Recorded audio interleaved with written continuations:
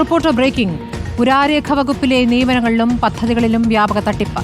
കോടികളുടെ ഡിജിറ്റലൈസേഷൻ പദ്ധതിയിൽ ഗുരുതരമായ ക്രമക്കേടാണ്. പുരാരേഖകളുടെ ഡിജിറ്റൽ പകർപ്പിൽ സാങ്കേതിക പിഴവുകൾ, നിയമനങ്ങളിലും ചട്ടലംഘനം. CAG റിപ്പോർട്ട് അവഗണിച്ച താൽക്കാലിക ജീവനക്കാരെ സ്ഥിരപ്പെടുത്തി. കേന്ദ്ര സംസ്ഥാന ഫണ്ട് ഉൾപ്പെടെ പദ്ധതിക്കായി ചെലവഴിച്ചത് 10.44 കോടി രൂപയാണ്. ഡിജിറ്റലൈസേഷനിലെയും നിയമനത്തിലെയും ക്രമക്കേടുകൾ ചൂണ്ടിക്കാട്ടിയ CAG റിപ്പോർട്ടിന്റെ പകർപ്പുകൾ റിപ്പോർട്ടർ ലഭിച്ചു. റോഷിപാൽ വിവരങ്ങളുമായി. റോഷിപാൽ, എന്തൊക്കെ ഗുരുതരമായ ക്രമക്കേടുകളും തട്ടിപ്പുമാണ് ഈ പുരാരേഖ വകുപ്പിൽ കണ്ടെത്തിയിരിക്കുന്നത്? സ്മൃതി, ഏതാണ്ട് 1.5 കോടിയിലേറെ പൈതൃക രേഖകളുണ്ട്. താളിയോല ഗ്രന്ഥങ്ങൾ ഉൾപ്പെടെയാണ്.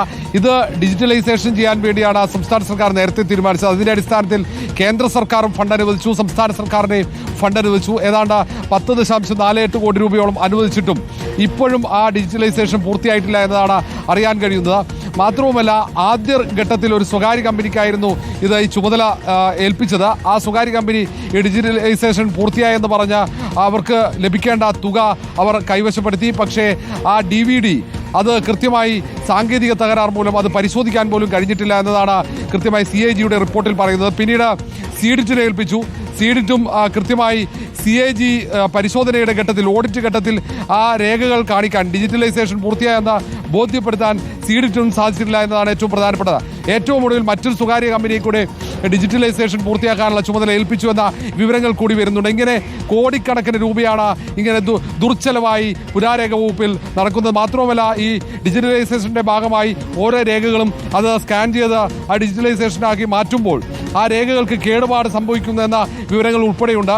ഏതായാലും ഈ കാര്യത്തിൽ വലിയ ക്രമക്കേട് സംഭവിച്ചുവെന്ന 2 തവണയാണ് CAG റിപ്പോർട്ടിൽ പറഞ്ഞത്. 2019-ലെയും 2023-ലെയും CAG റിപ്പോർട്ടിൽ കൃത്യമായി ഈ കാര്യം പറയുന്നുണ്ട്. മാത്രവുമല്ല, PSCക്ക് പോലും റിപ്പോർട്ട് ചെയ്യാതെ സ്ഥിര നിയമനം, തസ്തിക സൃഷ്ടിച്ച സ്ഥിര നിയമനം നടത്തുകയും ചെയ്ത സംഭവമുണ്ട്. 3 പേരെയാണ് അങ്ങനെ സ്ഥിര നിയമനം നടത്തിയത്. അതിൽ CAG കൃത്യമായി ക്രമക്കേട് ചൂണ്ടിക്കാട്ടി. മാത്രവുമല്ല, തുക, അവർ ലഭിച്ച വേതനം തിരിച്ചുപിടിക്കണമെന്ന നിർദ്ദേശം കൂടി CAG റിപ്പോർട്ടിലുണ്ട്. അതൊക്കെ അവഗണിച്ചുകൊണ്ട് മുന്നോട്ട് പോവുകയാണ് പുരാരേഖ വകുപ്പ്. ഡിജിറ്റലൈസേഷൻ പദ്ധതിക്ക് ചിലവഴിച്ച കോടികളുടെ കണക്കാണ് ഇപ്പോൾ പുറത്തുവരുന്നത്. ക്രമക്കേടിന്റെ വിവരങ്ങൾ പുറത്തുവരുമ്പോൾ 10.44 കോടി രൂപ ചിലവഴിച്ചിരിക്കുന്നു എന്നുള്ള വിവരമാണ് ലഭിക്കുന്നത്. കേന്ദ്ര സംസ്ഥാന ഫണ്ടിലാണ് ഈ ക്രമക്കേട് ഉണ്ടായിരിക്കുന്നത്. CAG റിപ്പോർട്ട് അവഗണിച്ച് താൽക്കാലിക ജീവനക്കാരെ സ്ഥിരപ്പെടുത്തിയതടക്കമുള്ള വിവരങ്ങൾ പുറത്തുവരുമ്പോൾ റോഷിപാൽ, ഇതിനോട് എങ്ങനെയാണ് പ്രതികരിക്കുന്നത് സർക്കാർ?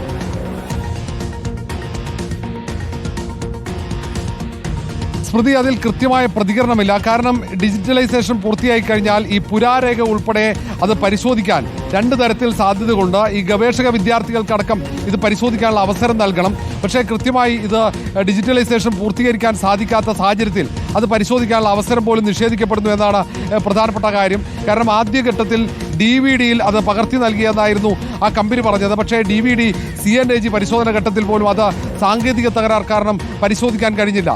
അതിൽ കൃത്യമായി രേഖകൾ ഉണ്ടോ എന്ന് പോലും വ്യക്തമല്ല. രണ്ടാമത് സീഡിറ്റിനെ ഏൽപ്പിച്ചപ്പോൾ അത് ക്ലൗഡിലാണ് ഈ രേഖകൾ സൂക്ഷിച്ചിരിക്കുന്നതെന്ന് പറഞ്ഞെങ്കിലും അതിലും കൃത്യമായി ധാരണയില്ല.